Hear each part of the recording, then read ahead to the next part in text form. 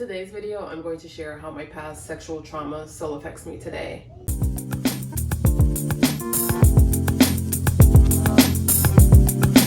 So just to give you guys a brief background, I experienced sexual trauma in my childhood up to adulthood. So for so long, I thought my past was normal. And a big part of it was, a lot of it was buried down. Actually, it's weird. I was buried down within myself. Like, my trauma response is to freeze, and the way that my body does that, because I think there's different ways to freeze. Anyways, mine is to dissociate. And I have a whole video going into more depth about that. But basically, my mind separates from my body. And the more times the sexual trauma occurred, along with like other traumas that I experienced as a child, the deeper and deeper and deeper I went into myself. It made me very numb to emotions. It made me very disconnected from people and my environment, because I was, disconnected from my body. So it made other types of connection very difficult to be created and maintained.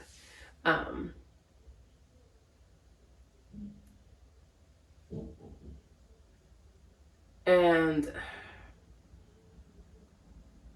it's been a double-edged sword going through my healing process, because the better I get, but also the more I realize how dark of a place I was starting from when I was a child.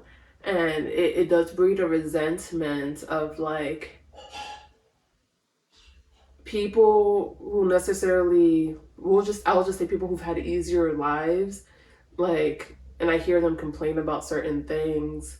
It triggers this like resentment of like, you have it so good, you've had it so good, like you should embrace that more. Like, there are people who have to struggle, and people, let's be honest, I'm being selfish, I have to struggle more than they've had to. And to hear them being ungrateful for all that they have is just frustrating, because it's like, I want that. Basically, like, I'm trying to make it sound better so like that I don't sound selfish or whatever, but whatever, I'm just going to be transparent about feelings that I have. And these are, a big thing that I'm learning is, what was the quote? It's like learning that not to let my emotions control me, but also that I don't control my emotions. Like, I'm not in control of my emotions, and just accepting that I can control what I do with my emotions. So again, my emotions don't control me. Like, so my emotions don't control my actions. I'm not in control of the emotions that I feel. However, I am in control of what actions I take, regardless of what emotions I feel. And I bring that into the conversation because for so long, like since I mentioned, I was not connected to my emotions. When I felt them intensely, I was so used to being numb that I just didn't know what to do with the emotions. So if it was like intense anger, I was just like either explode if I felt comfortable enough with the person, but if I didn't, then I was well aware of my capabilities of exploding, so I would just bury it and just bury it and bury it and bury it, like all these emotions, which made me dissociate even more, and just, it was a vicious cycle, basically. And I think whenever I would talk to people and they would like vaguely mention that they had trauma in the past, or they, had a tough upbringing or something like that, I want to make very clear, I'm not excited to hear about people who are hurt. Like, I don't want people to get hurt or anything like that, but there was a small part of me that would think maybe this person would understand what I've been through, because they won't do something similar. Because the biggest struggle that I've had is I didn't want to talk to someone who had no experience of trauma, because I didn't want to be pitied. But at the same time, No, that was a big thing. I was trying to think like maybe I felt that way about the opposite end of the spectrum, but I didn't. It was more so like if you felt trauma, maybe you would understand these emotions that I'm experiencing and all this stuff. Because I just wanted help processing it. And again, I just felt like if I went to someone who didn't experience trauma at all, it would just turn into them feeling bad for me or explaining my behavior away. Or like it makes sense that, you're whatever, you've been through a lot, like I'll let that slide. Like I want to be around people who challenge me to be my best self and all that. This sounds very cheesy, but those are just words I use. But anyways, so when I would meet people, they would mention traumas that happened in the past. I knew at the very least that I can be very present and like just hold space with them and listen to what they had to say, because I would be able to handle what they had to say. But I fell into this, I don't know if it's a trap necessarily, but I would hear people talk about something. And this is after like they would kind of like vaguely explain how it impacted their lives and like how severely. I would hear someone talk about like an experience that they had, and I would think, that's it? Like, but the thing for me wasn't like, that's it in the sense of like, you should be stronger, or like, that's not valid trauma or anything like that. It was more like, that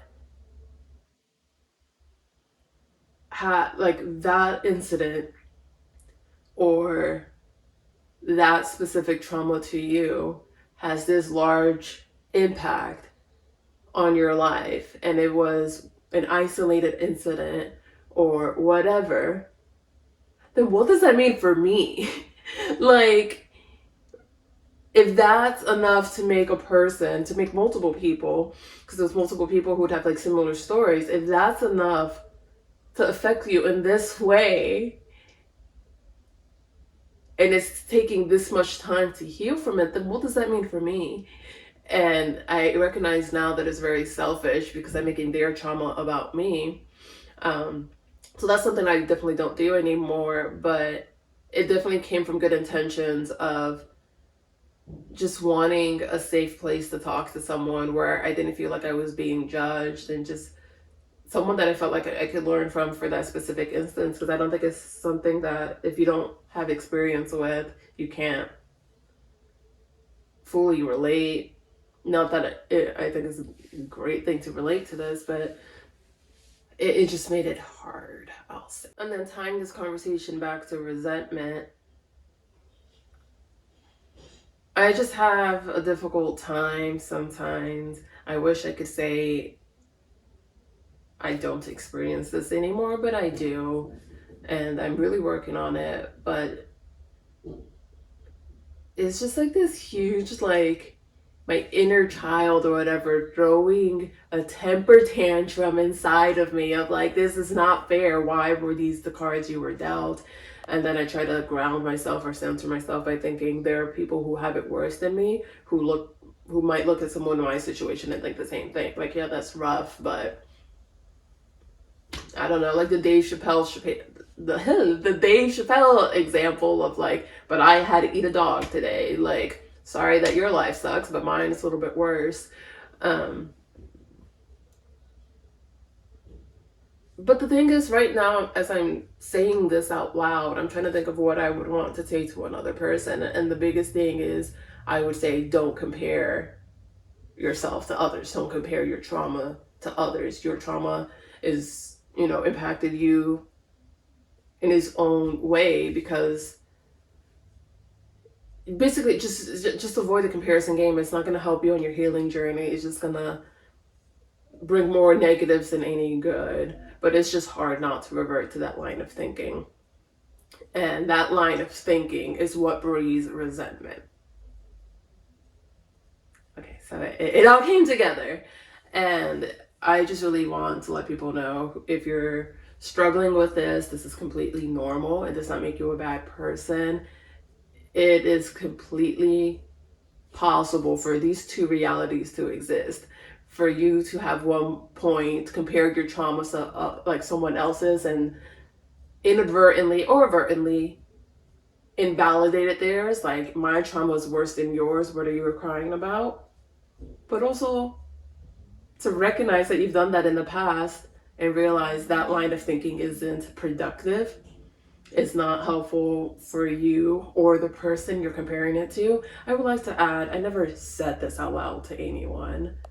I think that's my way of like saving face a little bit. Like I've never verbalized like that's not that bad. And I think it's because deep down I knew I didn't feel those words. It was more fear of like, if I can accept that that specific trauma that this person is sharing with me is that bad, that I'm screwed for what I've been through, and I just wasn't ready to take that like intensity of pain because I was still very numb on the inside, and I felt comfortable with that numbness until I would get brief moments of like intense feelings that would shine through. Like, what were the moments? Oh, like just moments. I'll just leave it at that. Anyways, I feel like I've been babbling for a little bit.